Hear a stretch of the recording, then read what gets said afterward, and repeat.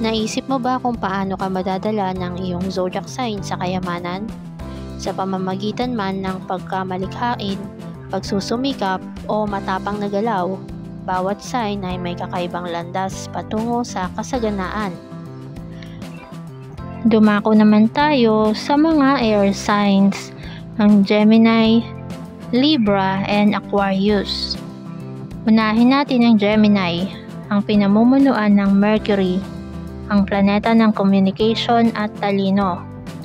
Mabilis kang mag-isip, kaakit-akit at walang katapusang mausisa. Ikaw ang uri ng tao na maaaring makipag-usap sa sinuman at matuto ng kahit ano. Your mind is your money maker. Kapag nagsasalita ka, nakikinig ang mga tao, and that power you can turn into income. Paano yayaman ng Gemini? Pagkakitaan ng komunikasyon. Ang mga Gemini ay kumikinang sa podcasting, YouTube, pagsusulat, pagtuturo, pamamahayag, at pagbebenta. Mabenta ang iyong mga idea.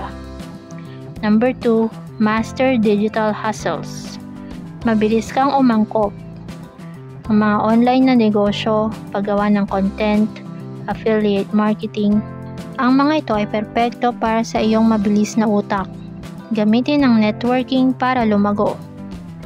Kilala mo ang mga tamang tao at kung hindi, gagawin mo.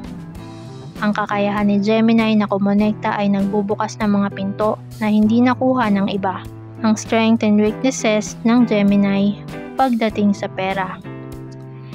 Ikaw ay maparaan, mabilis na makakita ng mga pagkakataon at mahusay sa pagjuggling ng maraming mga stream ng kita.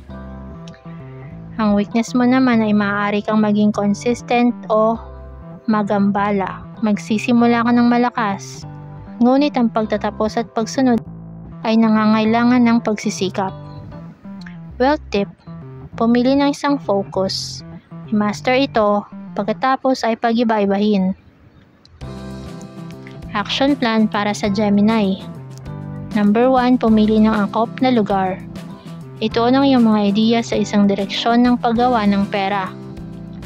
Number 2, bumuo ng platform. Blog man ito, channel o negosyo. Number 3, manatili sa isang system.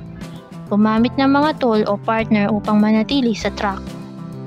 Kumikita ang Gemini sa pamamagitan ng komunikasyon. Isipin ang mga influencers, marketers, writers. Nakikipag-usap sila sa bangko. Gemini, ang iyong boses ay ang iyong halaga. Sa pagtutok at consistency, ang iyong pagkamausisa ay maaaring maging mga barya. Sumunod naman ay ang Libra, na pinamumunuan ni Venus, ang planeta ng pag-ibig, karangyaan at aesthetics. Ikaw ay diplomatiko, kaakit-akit at may natural na mata para sa kung ano ang maganda at mahalaga. Hindi mo hinahabol ang pera ng nakapikit. Hinaakit mo ito sa pamamagitan ng relasyon, pagtatanghal at matalinong paggawa ng desisyon. Paano yayaman ang Libra?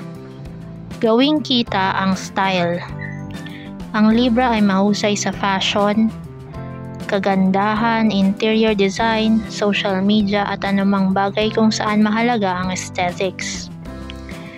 Number 2, gamitin ang iyong mga kasanayan sa negosasyon. Ikaw ay isang smooth talker at isang patas na tagapamagitan. Ang negosyo, batas, pagkonsulta at pakikipagsosyo ay magandang paraan para sa iyo. Number 3, magtulungan para sa tagumpay. Ikaw ay umuunlad sa pakikipagsosyo, pag-ibig man ito o negosyo. Ang pagtutulungan ng magkakasama ay ang iyong paraan sa pagpaparami ng kayamanan. Ang strength at weaknesses ng Libra.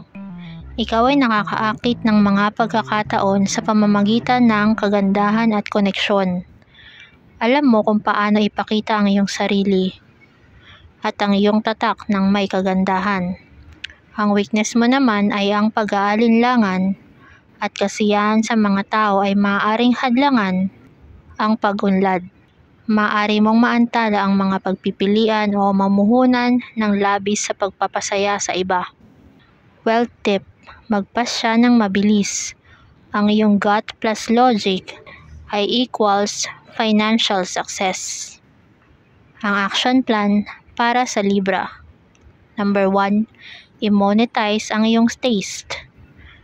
Gumawa ng content, produkto, o serbisyong nagpapakita ng iyong aesthetic.